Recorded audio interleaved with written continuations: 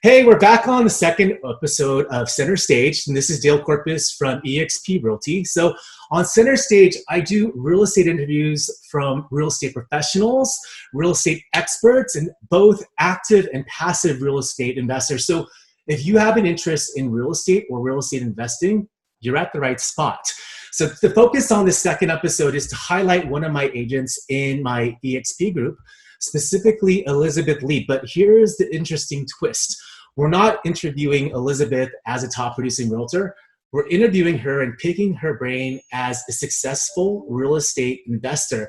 She's an active home rehab investor, and I want to uncover more of her real estate rehab investing secrets. And so here's a little bit more about Elizabeth. She lives in San Ramon, California, and she got her bachelor's degree in science from UC Davis. And prior to her real estate career, she spent nearly 15 years building and operating and eventually selling her own businesses in the Bay Area. And so that entrepreneurial spirit continues to benefit her real estate clients via an innate creativity and can-do attitude. And she enjoys spending her time with her boys, helping others, passive real estate investments, networking, and enjoying life. So without further ado, let's go center stage with Elizabeth. So, hey, Elizabeth, how are you? I'm doing great. And how are you doing, Dale? I'm good too. Thanks for asking. Appreciate your being on this episode today. So, just to get folks that are watching, just a baseline of how we know each other. So, remember how we met? Yeah, we actually have a stager in common. Mm-hmm. And I followed you through Facebook, and I noticed that you swam at the local pool. And so the first time we met was during lap swimming at 7 o'clock in the morning in our bathing suit. Yeah, that's funny. Swimming networking, swimming real estate networking. Who would have thought that was a thing? But anything works, right? Right. So I know you're obviously an active realtor, and again, that's not why I brought you on the show, but I wanted you to get a sense of how did you get started in rehabbing homes? How did that even come about? So it was sort of by accident. So one of my friends, which was a tennis buddy, asked me, okay. He moved out of the state, and he said, hey, I have a house that I want to sell. And I'm like going, but he said it was in really bad shape. And I said, you know what I could do? Let's partner together. I will fund the remodel, and then we'll sell, and then we'll split the profit 50-50. Mm-hmm. And so he decided to do that. And actually we made a decent amount of money between the both of us. So that was my first foray into rehabbing. Okay. And when was that? How long have you been rehabbing homes? So that was in 2015. But I did something really interesting actually before that. Okay. And so in 2012, I actually bought a property with my IRA. So that was my little thing that I was going to bring up. I bought it with my IRA. I've since converted it to a Roth IRA. Okay. I did a lot of research on it, and the thing is making me money. No, that's amazing.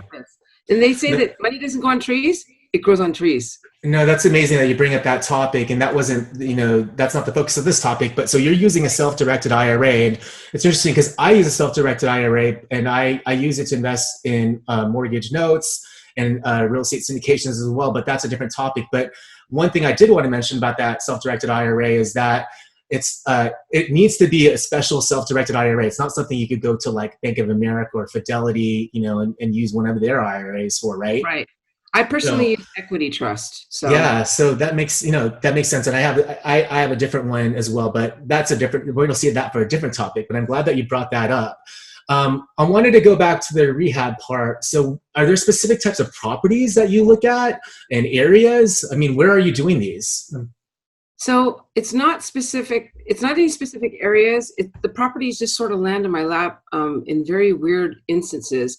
I had a client that was buying a house in Oakland, and at the very last minute, he couldn't come up with the funding for whatever reason. I stepped in like as an investor. That was actually going to be a rehab and sell. It ended up that I rehabbed it, and I decided not to sell because I guess the market wasn't there yet, but I got it such a great price. That was a buy and hold for me. Okay. Let's talk about like what the overall timeline, or what you when you buy a property, is it mainly then to ultimately try to flip it in the short term, or is that the main goal, or are you trying to hold it, or does it just depend on what's happening in the market? It depends on the market, and so I'm hedging against. It's very low risk for me. Okay. So when I'm looking for properties, I'm either looking for properties that I could put a little money down, and if something happens and the remodel becomes too much, which that's never happened to me yet, Okay. I've always been cash flow positive. So either way, if I decide to sell, I usually like to try to make it the very most minimum is $25,000 per transaction. Okay. It also depends on how much I buy the property for. So I do look at my return on investment. Okay. Um, but for the most part, I just need to make sure that if something happens, I can get a renter in there and I'm cash flow positive. Okay. And that minimizes my risk. When you say that some of these deals are just falling on your lap, I mean, are you not actively looking for any of the deals, or how does it come about? So I'm always looking. My Okay. last one that I actually found through another agent, and it's all about networking with other Okay. agents and finding what they have off market. Right. Because you have your sellers that have properties that are really in ill repair, Hmm. and they really don't want people traipsing through their house. They just want to get the money and they just want to leave. And so I have a great story on that one. It was a duplex that I bought earlier this year. Okay. I bought it for 775. It appraised for $1 million at the time. Okay. I put in 150, and so my return on investment on that one was about 21% if I Oh were to sell wow. at this time. So that was a hit it out of the ballpark, but I decided to keep that one because it's in a great school district. Renting that'll be very easy. I actually already, my equity in that Hmm. property is already in excess of 45%. Oh So wow. it's really hard to let it go. Yeah, that makes sense. Are all of the rehabs that you've done, are they in cities within Bay Area counties, or are you doing anything outside or even out of state? So my rule of thumb that I like to do is I like to be within an hour of driving time from where I'm based, which is San Ramon. So I Okay. have one in Antioch, Brentwood, Oakland, Castro Valley, and I have a couple in Danville. Okay. So you just liked, because you play such an active role. I mean, you're an active investor. Again, I'm a passive investor since I don't roll up my sleeves and get my hands dirty or whatnot because I'm busy doing other things. But it's from your standpoint, you do like to roll up your sleeves and really take an active role in the project. I mean, I take it you're designing them. I'm not sure. Do you have a construction team, or what role do you take and how active are you? So I have my own construction team that I pull from. I also like to go pick up all the cosmetic items and the Yep. plumbing fixtures from Home Depot. I love dropping it off. I make ideas. I tell them to knock walls down. So I'm really very much involved in picking out all the stuff that needs to go into a remodel. I love it. Okay. It's the designing part. Okay. So like you have a knack for designing. I mean, do you kind of have like a formula of what's been working for you, or do you have like a different design that comes into a different, to like, depends on the home. Do you have a different design for that, or are you kind of just following a similar design that has worked for you? So whenever I pick out items, the cosmetic part, I always make it so that it lasts a long time. So I'll Okay. do in my rentals, I'll do luxury vinyl planks because it lasts a long time. The hardwood floors, I'm not I'm not so sold on that for rentals because they get scratched up. I don't Okay. want any water issues. The bathrooms are always tile. The kitchen counters, I've been going with what's in right now, which is quartz with the Yep. white clay tiles. So I just sort of go with the time. But I Okay. also, whenever I remodel for life so that I never have to touch it again. Okay, that makes sense. So you're looking for like durability, and again, you want to almost make sure that it's foolproof because you're renting these out. And okay, that makes sense. Um, regarding regarding financing for your projects, how do you do that? I mean, do you self fund? Do you do private money or anything special? So I've done a mixture. Some of them Okay. I've done private money loans, and they range anywhere between 8 to 10%.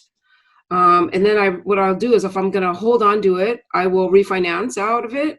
The other ones that I've helped out with other people, I've self-funded those. So right now I'm currently doing a self-fund on a property in Oakland where we completely raised the house up. It was on stilts. We moved it over like 15 feet, moved it forward 3 feet, a complete gut job. But that property is going to yield probably about over $10,000 a month in rental income. Oh, wow. Yeah, that's amazing. Like, when you're looking at properties and trying to figure out what's a good deal, like how do you determine for yourself what's a good deal? I know that a lot of folks are interested in just real estate investing, and this topic is, so exciting, but they don't know where to start. Like, how can somebody determine what is a good deal? So I would say the first thing you're going to do is you're going to get yourself a knowledgeable realtor that has done rehabbing. Okay. Because it's very important that you know what the market is currently. You have to see what you're going to get the property for and how much money is going to go into the remodel. So I'm actually really good about going to properties and estimating how much money it will be to remodel. In fact, I've actually played games with my contractor, and we'll go in there and I'm only a couple $1,000s off from what he actually estimates. So I really enjoy estimating and being able to match what he thinks it's going to be. Okay, that's an amazing skill set. I mean, and I take it that's because you just had experience. I know you're not a general contractor, but it just comes from the fact that you have the experience of having remodeled and done other homes, right? Correct. Yes. Okay, that makes sense. Going back to your contractor, your construction team, how did you even find that group? I mean, a lot of times people don't even know where to look to even find a contractor. So I think the best place to look is you actually find, so I had a realtor friend, a colleague, and he was involved in a whole bunch of rehabs, and he was doing more of the flips at the time. And so what I did was I asked him, so who are you using? And so that's sort of how it started. And that contractor that he was using had some extra time. I had to manage my rental properties out in Antioch and Brentwood. And then it just sort of happened into, hey, I just bought a property. Can you help me out? And he's like, yeah. So he does it part-time. I'm his part-time rehab person. Okay, that makes sense.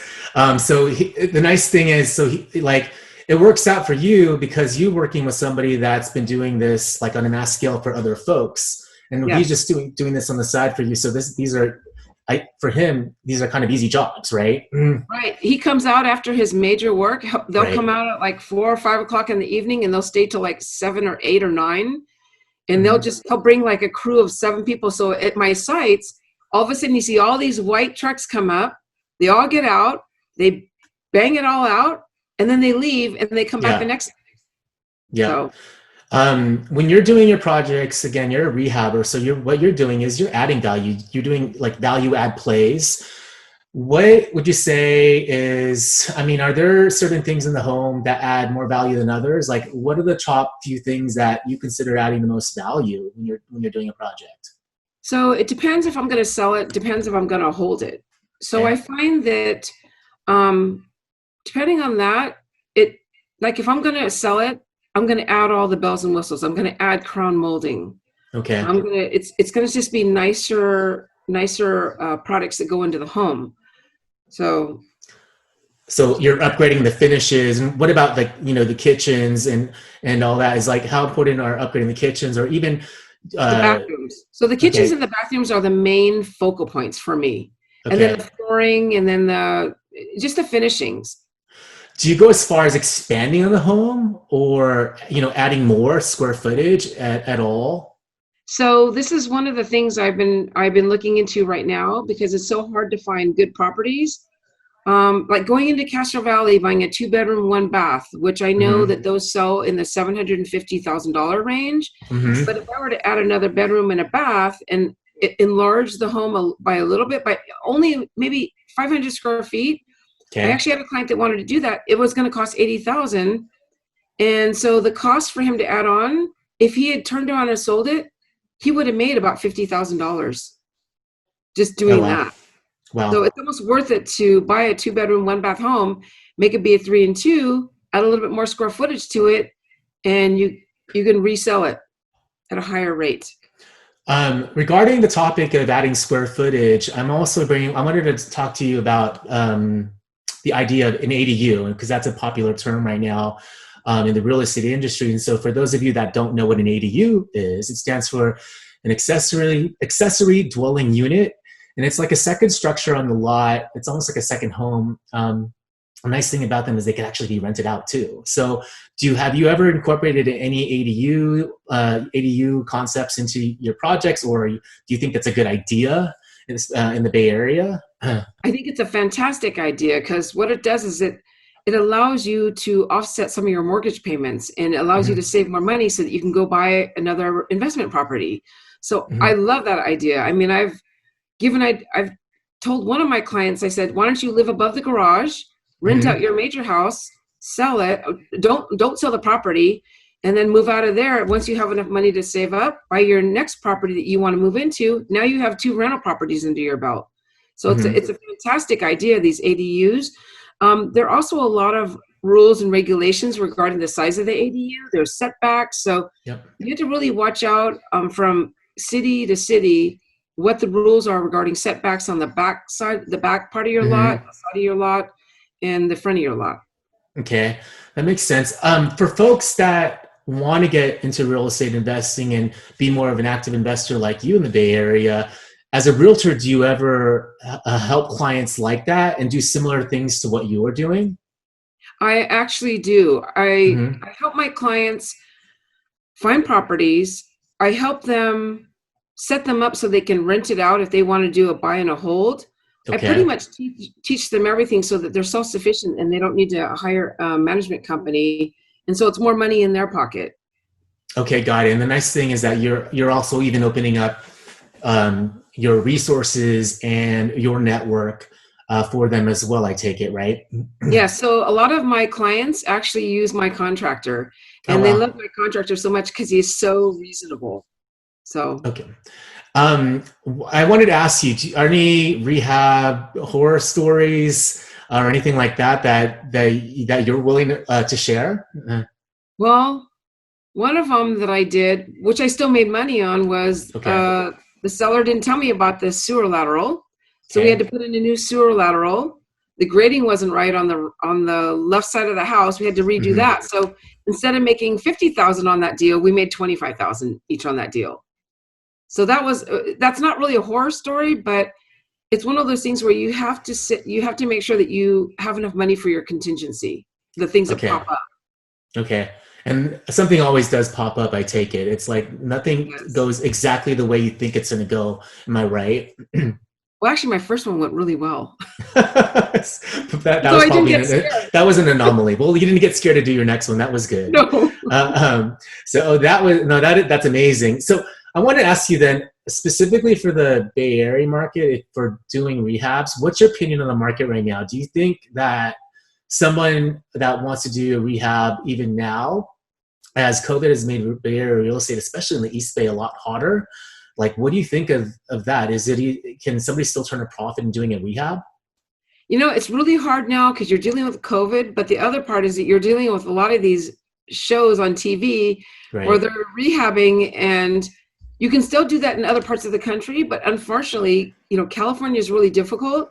So the deals aren't so plentiful anymore. So even the rehabbers that I've spoken to, they're having a hard time finding deals. They're actually looking for homes that have been on the market for a long time and completely reconfiguring them to make them very, very, very, very desirable. The other thing is that it depends how much work the property needs. Okay. Those are the ones you can still get a good deal on, because most rehabbers that aren't very well, the first people that are new to rehabbing are not going to touch something structural.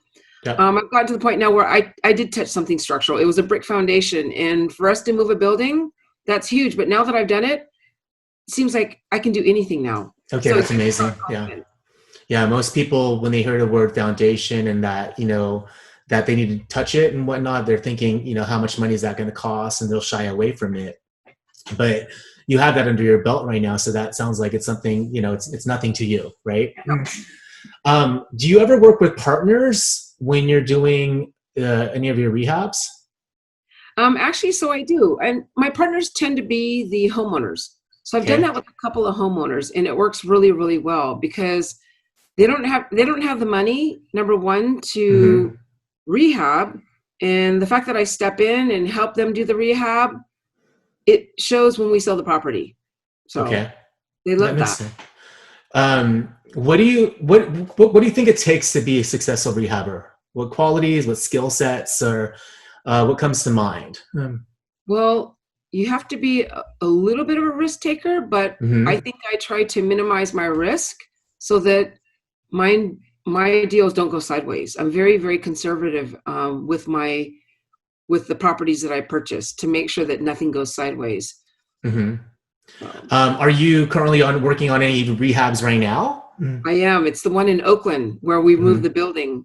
Okay. There you go. Right now, right now the inside's all demolished. And it's in the property's back down on the foundation now, the new foundation, and it has to cure for about a month now. So it's actually very exciting because we have to get more vendors. We have to do sprinklers. We have to do the HVAC. So there's a lot more that we have to go on. We're only probably 1/3 of the way in right now. Okay. I have a question as it relates to like the fact that you're also a realtor. Like, why do you rehab homes in addition to being a realtor? Like, are you passionate equally about both of these things? So I love rehabbing. I love going to Home Depot, but I think for me, it's that I'm creating passive income for myself and for the future. And because I think I'm going to be doing real estate till the day for a very long time. But I like the idea of passive income to be able to pass to my heirs and for me to be able to travel and enjoy life in the future. Yeah, it's one of the things why I like real estate investing too. It's like passing on to your heirs. I call that generational wealth, and just being able to start something and then really pass that on to my kids, and they could pass it on to their kids as well. Real estate's an amazing vehicle for that. Hey, how can someone get in touch with you, Elizabeth? So they can reach me by phone. It's cell phone. It's 925-360-3438. Or you can email me at ealee, E-A-L-E-E, realtor. That's REALTOR @gmail.com. And I'm always available. Thank you. Well, thanks for sharing all these golden nuggets of real estate rehab investing, information. And so that concludes our interview for today. So thanks for being on center stage with me, Elizabeth. I'm looking forward to hearing more about your rehab projects as you continue to grow your real estate portfolio. So happy holidays and cheers to more continued success. Same to you, Dale, and thank you very much. All right. Thanks. Bye. Bye.